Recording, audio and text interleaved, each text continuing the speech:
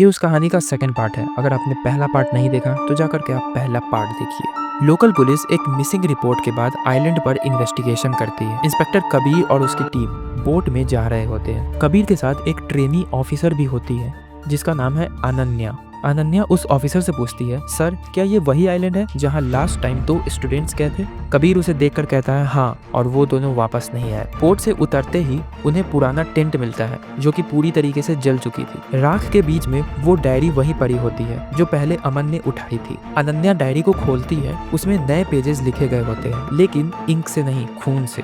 वो अभी यहीं है, हर सांस पे नजर रखती है, अगला कौन होगा उसने चुना नहीं, ऐसा उस डायरी में लिखा होता है।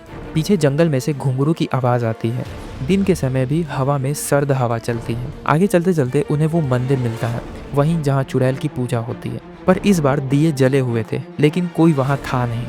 मंदिर के अंदर अब एक और नाम लिखा था, रिया। अनन्या का चेहरा सफेद पड़ जाता है। ये नाम तो मिसिंग रिपोर्ट में था। कबीर के हाथ में एक पुराना कंगन आता है, उसी जगह से। उस पर लिखा है अमन। रात होने से पहले एक चीज और मिलती है। लाइट हाउस के अंदर से एक घंटी बजती है।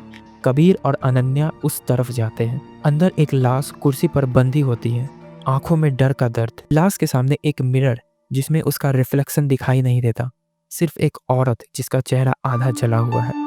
तभी एक आवाज, तुमने डिस्टर्ब किया है, अब तुम ही चुने जाओगे। अनन्या रात में अकेली जग जाती है। कबीर नहीं मिलता, सिर्फ एक घंटी बजती है। वो जंगल में भागती है, लेकिन हर जगह एक ही रूट मिलता है, मंदिर, लाइट हाउस और लाश का पेड़। एक पेड़ के नीचे वही डायरी और उसके अंदर अब अनन्या का नाम लिखा होता है और उस पे लिखा था चुन लिया गया। तभी एक साया आता है और अनन्या उस टाइम चीख भी नहीं पाती। अगली सुबह एक और इन्वेस्टिगेशन टीम आती है। बोट किनारे पे होता है, लेकिन कोई दिखाई नहीं देता। लेकिन लाइट हाउस के ऊपर अब 3 लाश लटक रही होती है, अमन, रिया और कबीर। और नीचे ग्राउंड पे एक लाल कंगन जिसमें लिखा हुआ होता है अनन्या। काला टापू पे वक्त रुक गया, हर सांस एक बलि बन जाती है और चुड़ैल अब तक भूखी है।